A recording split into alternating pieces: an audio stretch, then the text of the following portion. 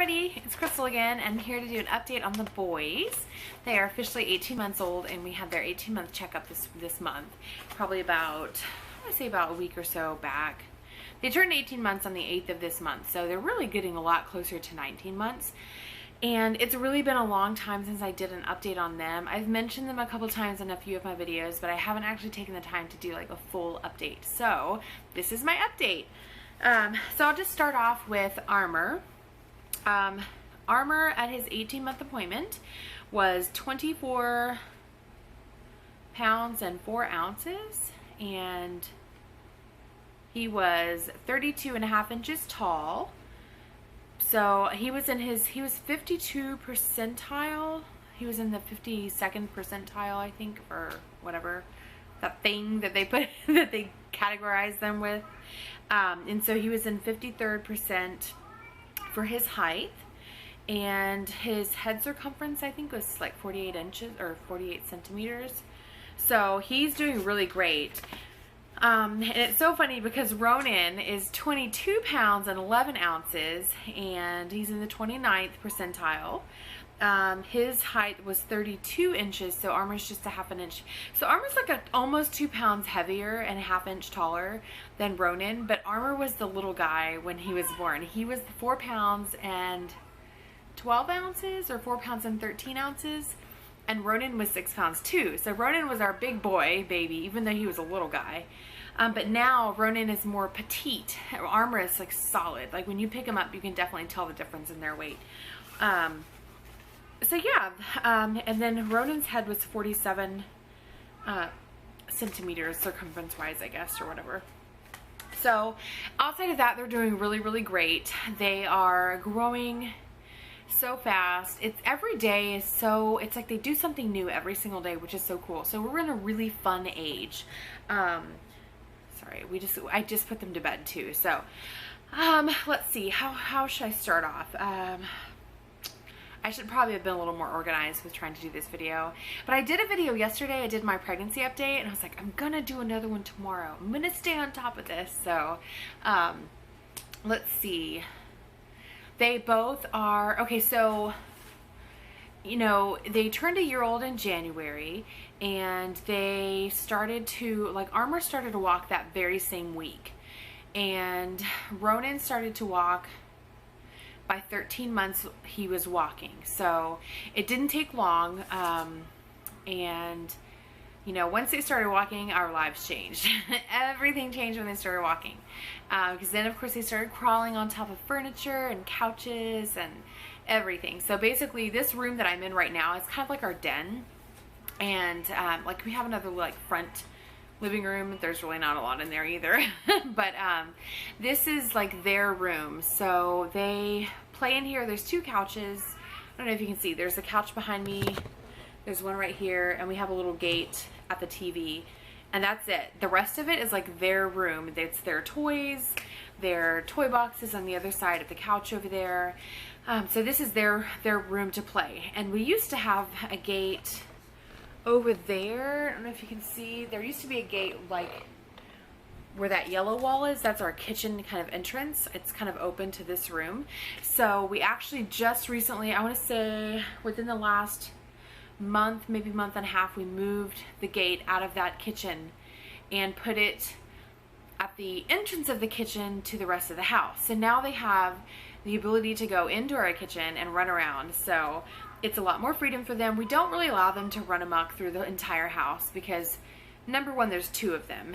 If it was just one, it might be easier to keep an eye on one. And so yeah, we don't let them go into that part of the house unless I'm in there. Usually Josh doesn't let them in there, which is totally fine. But like if I'm cleaning or something in there and I don't want them to like cry at the gate at me or feel like I'm not spending time with them, I'll open up the gate and let them come in there and kind of play while I'm cleaning, and so that I can keep an eye on them.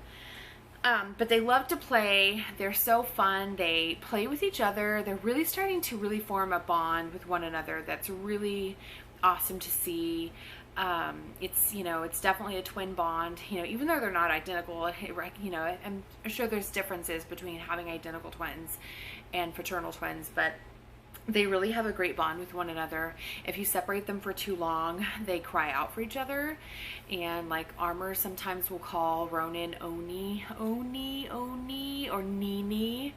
And Ronin a lot of times will call Armor Bubba, because sometimes we say that to him. I never used to like that phrase. I always was like annoyed when little kids would call their brothers Bubba. I don't know why. I don't know why at all. But Ronin sometimes calls Armor Bubba, and so it's really cute though. It's totally changed my mind on that feeling. I don't know why I felt that way. But they call out for each other. They play together. They're starting to interact a ton together, which is really fun to see. They like, let's see, they like to have their books read to them. We have a ton of books all over the living room. They're usually on the floor now. There was a time period where we didn't allow them to play with them because they just chewed on them all the time, but now we're officially past, for the most part, we're past the chewing stage, and we're into, you know, them bringing you a book and they say, read book. So it's really cute. They're talking so much. Ronin, I feel like he's been talking since, you know, he really just started talking once he hit a year-old. He just kind of had this explosion of language like starting to happen. And I remember too specifically that sorry, I'm a little burpy. We just finished eating and then playing with the boys. But what was I saying? I lost my train of thought. Shit. Oh. Crappity crap. So I'll just say this. I'll get back to what I was saying. I'm pretty sure it'll come back around.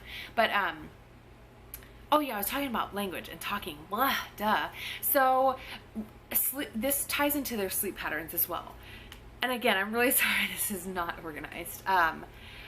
Armor has always been a fantastic sleeper. You know, once they got out of the really like infant stage of waking up throughout the night and, you know, that kind of thing, Armor really started to sleep great. He sleeps like a rock. He sleeps like I do, truly and honestly.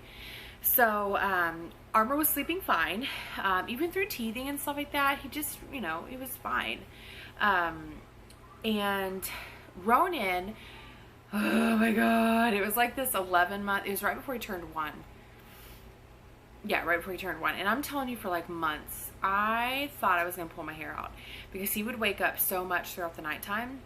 And they sleep in their own room now. They have, well, not each own room, but we have their cribs in their room, and they sleep together, you know, in their room. And I mean, they each have their own crib, but Ronin would wake up so much at nighttime, and it really got very difficult for me. I'm going to be real honest. It was so many times throughout the night, and I was having to go in there and get him, and then I'd bring him in here in the living room with me, and I'd lay on the couch, and we'd, you know, snuggle and go to sleep together. He'd just sleep on my chest, and then I'd wind up putting him in the pack and play and just sleep in here. But he was waking up like multiple times throughout the night, just screaming and crying, and then like unconsolable, just crying, and I was like, I'm gonna go crazy. Like, it was a difficult time for me. And so I feel like after he stopped doing this, he had this like mental breakthrough. Like, he was definitely going through a milestone or a leap, or, you know, whatever you want to call it. And I remember we went to, it was probably after their 12-month, it must have been their 12-month appointment that I had asked the doctor what to do. I was like, you know, what do I do? I don't know what to do, and I feel like I'm making it worse by going in there and rescuing him and bringing him in here and yada yada yada. And so she told me, she was like, because she knows that I feel like I want to do things more in a natural kind of holistic way, and I'm not big on, she just knows that I could tell the way that she said to me what I needed to do. She didn't want me to feel like she was picking on me, but basically she was like, okay, I'm gonna tell you what you need to do, and you're not gonna like it. And I was like, oh, she's gonna tell me to make him cry it out. So she's like, you're gonna need to let him cry. So I was hesitant, but at the same time, I'm gonna be real honest, I felt relief, because I felt like the doctor was telling me, hey, look, you know, you need to be happy. He needs to be happy. You all need sleep. And in order to do this, you might have to do something that you feel isn't necessarily right, but it's not necessarily wrong either. So we went through this like 3 days of letting him cry. And I mean, I don't mean like letting him cry for hours and hours on end. I would never do that to him. But when he did wake up and start crying, I would go in there and I would like love on him through the crib and pat his back. And at first I picked him up and I'd love on him and I'd pat his back and tell him it's okay, you know, you have to go to sleep. And I'd put him back in the crib and I'd leave the room. And he'd cry and cry and cry and cry and cry. So, you know, he would do this in like kind of 15, 20-minute intervals. And then this went on for about 2 or 3 days. And he didn't do it like all night long. He eventually would fall asleep. And you know, I felt bad, but at the same time I was like, okay, you know, like the doctor said, he doesn't know how to go back to sleep on his own. And I'm a working mom and I have to be able to go to sleep to go to work. So, you know, if I wasn't a working mom and I was able to stay at home all day with them, I might have been able to last longer with him doing this throughout the night and not want to attempt the cry it out method. But so anyway, so we did this for like a couple days and it worked. I mean, it freaking worked. I was blown away and I just felt kind of silly that I hadn't kind of tried it before. I just didn't want to feel like I was doing the wrong thing and that I was being a bad parent or that I was going to emotionally scar him by not going in there, because I didn't want him to feel like he wasn't loved. And so, so for a couple days we did that, and I would go in there each time. I just wouldn't take him out of the crib and bring him in here with me.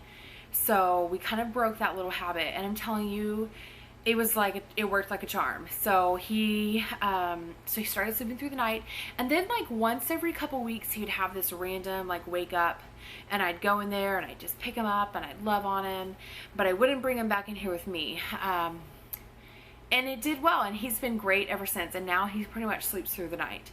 So it was a tough time for me, but it was a very important learning lesson as well. And I don't feel bad as a parent. I don't feel bad for allowing him to cry it out a little bit, because he learned that, okay, I have to go to sleep, you know, I have to do this. So it was good for both of us and hard for both of us. But now, like if he were to wake up in the middle of the night, I would totally go in there and rescue him, and you know,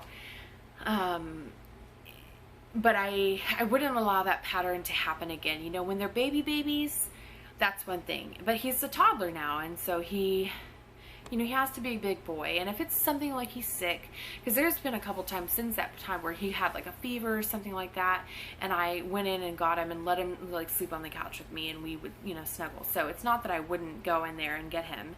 But like I said, Armor on the other hand, he sleeps like a rock. He, if anything wakes him up, he'll just kind of like look at you with this like half asleep look, and then like throw his body back down on the bed and just go right back to sleep. So Armor is great in that sense. And so yeah, after the whole sleeping issue, sorry I got off on a huge tangent about that, but I just felt it was really important to share.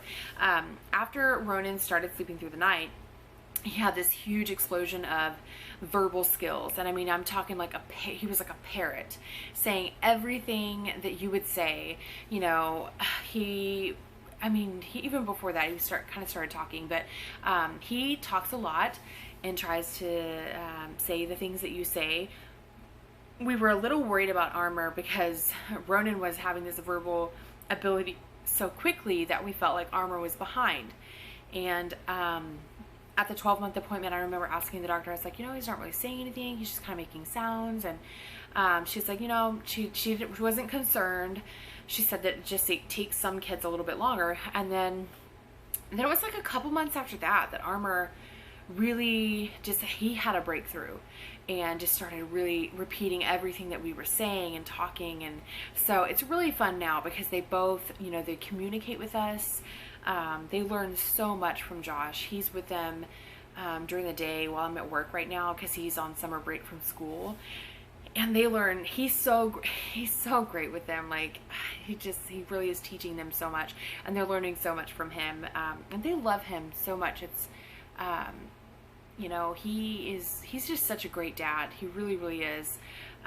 Sometimes I get a little jealous, like when I get home and if I feel like they don't want to be around me or they don't want to love on me as much as they want him, or, you know, when they're like, Daddy. And so sometimes I get a little And I think it's a working mom thing, or even just a working parent thing. When you're a parent who works and you're away from your kid a lot, you have that sense of guilt, like you're not there enough. And so sometimes I'll do things with him and I'm like, oh, you know, I want to be that person that they do that with. But it's really great because he teaches things to them and I'm away at work and I come home and it's like just, you know, something new every single day that they show me or I see from them, or a new word that they've learned. And you know, now they give us kisses, not all the time, but you know, if you're demanding it, they don't want to do it. But they, you know, you can ask for a kiss and they'll come over and give you a kiss, and it's just it's so amazing. I mean, they're bright and they're smart, and you know, I'm sure every parent thinks that their kid is smart. Of course you do. You know, it's your child and you want to feel like they're the most amazing thing in the world. But they are smart little guys, and I'm really happy for that. Josh is a smart person, so what better person for them to learn from than him. But we have, you know, I have my days off with them and I spend pretty much the whole day with them and I take care of them, and Josh kind of gets a little bit of a break, and it's just great. It's great fun. It's tiring. You know, it's very tiring being a parent to any child. And having twins is challenging as well in its own way, because, you know, you've got two little people to take care of. And but overall, as exhausting as it can be at times, it's the most amazing adventure that I've ever had in my life. It's great. I wouldn't trade it for anything. Let's see, I think that's really it that I can say. You know, they're meeting all their milestones. There's really no concerns that we have with them or that the doctors have with them. We're teaching them words, and you know, Armor is actually kind of really good with his alphabet. He can hold up, we have all these like foam alphabet letters, and so he'll hold them up and tell us what they are. Not all of them, but for the most part, he's pretty good and gets them right. So he's very much like Josh. He remembers things, he studies things, and Ronin is a bit more free-spirited like me. He's our more emotional one. Armor is, they're just, I could probably talk all day long about how awesome they are. So I have a couple video pieces of footage that I'll add at the end of this video of just kind of recent videos of them, so that you can, you know, kind of see how they're doing. I don't think I have anything else to say.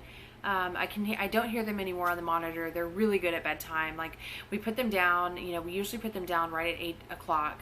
Sometimes they stay up a little bit later, but you know, they'll have bath time at night. They don't have a bath every single night, but they'll have bath time, or we'll have playtime, and then we'll put them down. Josh and I both take them in there to their beds, and sometimes all we have to do is open up the gate and they run. We tell them it's night time. They throw their toys on the floor and they run to the gate, and they know that it's time to go to bed. So they run down the hall and go into their room, and we put them in their cribs, and we give them kisses, and I brush their teeth every single night before they go to bed. And we have our little routine, like there's an owl on the wall, and we talk about like where's the closet and where's the window, and there's fish on the ceiling. And so it's fun. We have our little routines, but it helps them understand the process of going night night, and they'll tell me from the bed night night. So it's really cute. So I really think that's it. If you have any questions on them, just ask me below. Like I said, there's really no concerns at all. Oh, I did want to say one thing, because I never did an update after Ronin stopped therapy for his torticollis or stopped wearing his helmet.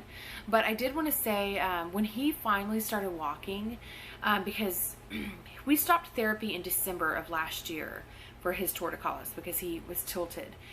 And he still had moments and days where he was still tilted. Even at his birthday, on their first birthday, I remember the pictures that I took, he was still, he was really tilted that day.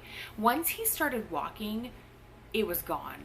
Once he was up on his feet and straight up, all of those muscles finally aligned, and he has not been tilted since. So that's great. I mean, you would never even know that he had torticollis as a baby. So I think that's it. I really think that's it. Oh, they love Sesame Street. Mickey, if you're watching, which you may or may not be, I know that Sophia loves Sesame Street, and I have to make a video one day. They are in love with Sesame Street. Like they'll you know, they'll tell Josh shows. We always like joke on how they say things, but Ronin will ask for shows, you know, so we don't let them watch TV all day long, but they do get to watch Sesame Street. And then like on the weekends whenever I'm off on Sunday and Monday. Okay, so I think the camera died there just a minute ago. But anyways, I'm done. That's it. Sorry this was a long vlog. Like I said, I'll put some footage of the boys at the very end of this. And I appreciate you all watching. Like I said, if you have any questions on the boys, just leave them below and I'll try to get them answered. Bye! Ew! Yucky! Yucky! 8? What number is that? That's a V. V. T. Ew. Ew. Hi, Ronin. Are you cleaning? You cleaning up the mess in the kitchen?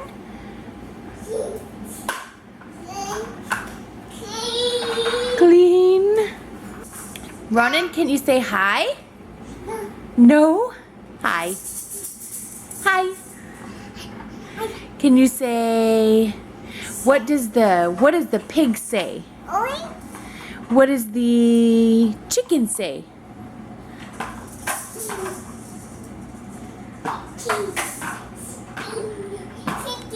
What does the cow say?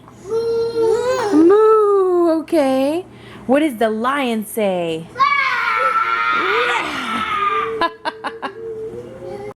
Row, row, row your boat gently down the stream. Merrily, merrily, merrily, merrily. Life is but a dream. Oh, row, row, row your boat. You gonna roll 'em up? Patty cake, baker's man.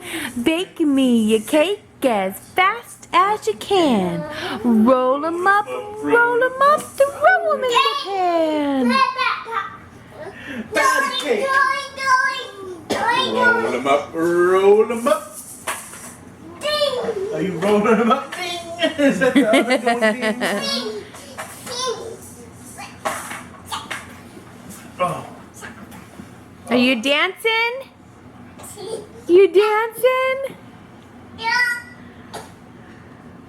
What is that? Yo. Yo. Yo. Yo. Yo. Yo. Yo. What you doing, buddy? Ew. What? Hi. Trying to figure out how those little things are inside? I'm gonna give you a kiss. Look. Tweet. Birds. Ooh, what are those? Duck. Duck. Doesn't matter what kind of bird. Duck. Fly. Fly. What are those? Yes. What are those?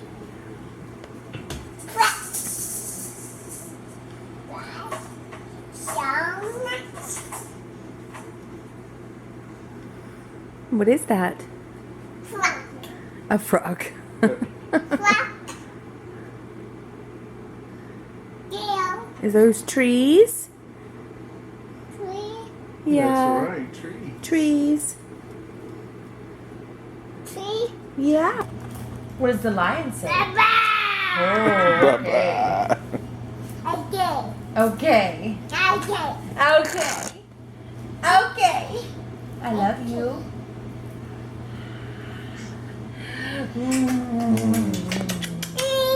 Can you give Daddy a kiss? Daddy. Can you give Ronin a kiss? No. Can you give Ronin a kiss? Oh. Goodness, buddy, you're gonna hurt yourself trying to crawl up on that. Can Daddy have a kiss, Armor? Can Daddy have a kiss? Armor. Mama dear boy. Can Dad have a kiss? Can I have a sweet kiss? Give Mama a kiss. Yay! Now give Dad a kiss. Oh, more kisses for Mama. Oh, and now, oh, we get jealous. So sweet. Oh, oh, it is a Mama kissing fest.